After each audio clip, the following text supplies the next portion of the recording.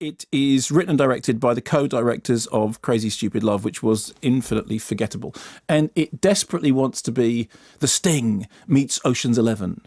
You know, it's sort of high concept or surface flashy. So the story is, at the very beginning of it, we meet Will Smith. He's in a bar. He's kind of, slightly mysterious. Margot Robbie is in the bar. She also is not quite what we think. The two of them, they sort of meet up, and suddenly it turns out she's a bit of a sort of low-level con person. He's a bit of a high-level con person. She's impressed by him. He agrees to teach her the ropes. He does teach her the ropes, and they do some wallet lifting and some credit card stuff together, and then he gives her the slip.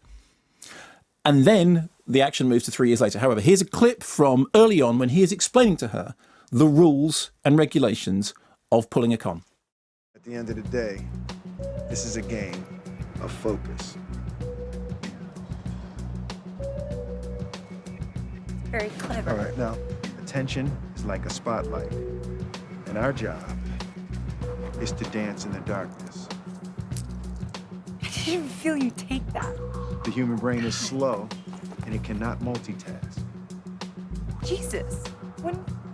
Human behavior is very predictable. I touch you here, I steal from here. I tap you here, I steal from here. I step to here, you're not gonna slap my face, are you? Why? You would if you knew where my hand was.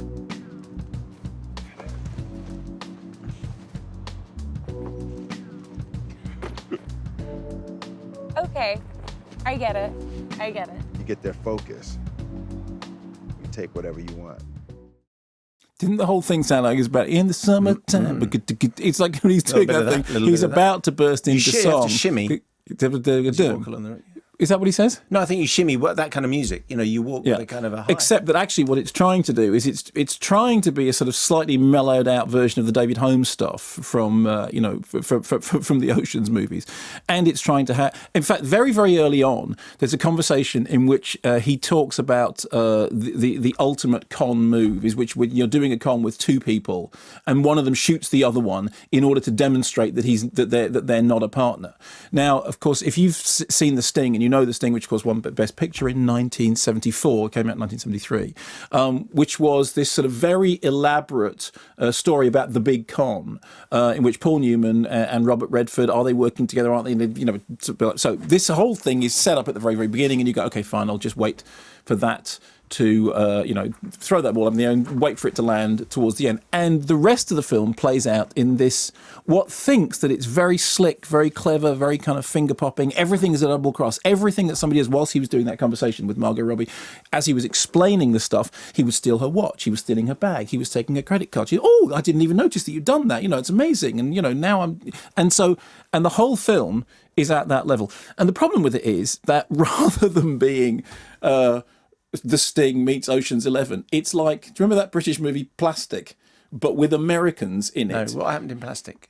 Well, basically, a bunch of people get together to sort of do some scams and do some stuff, and then they go off to from basically a little bit ooh, a little bit a little bit ooh, a little bit ah, a little bit wee, a little bit whoa. It's like that, but with Americans. And it's sort of established early on that every conversation is in fact an elaborately set up thing, and everything that happens, but it doesn't have the wit or intelligence to make, in the way that something like The Sting does, that when the twists happen, you go, oh! When the twists happen in this, you go, huh? Nah. And so that's it. It's the difference between those two noises. If you've got, Haskell, or some... In order for one of those scam movies to work, you have to be convinced that when the twists work and when the things happen. Do you remember the moment in the Ocean's movie in which they pull the absolutely unforgivable trick that Julia Roberts pretends to be Julia Roberts? Do you remember that? Right, yes. And you go, no. It's the Derren Brown moment when you go, no, sorry, the magic trick just failed. You can't do that. And in the case of this, you just go, I don't believe any of this stuff. I don't believe any of these conversations. I don't believe any of these relationships. I'm not invested in the characters. They're all kind of a little bit annoying. Oh, we're in Buenos Aires. Look, there are some fast cars. Look, there's a hotel. Look, there's some champagne. Oh, there's a double cross.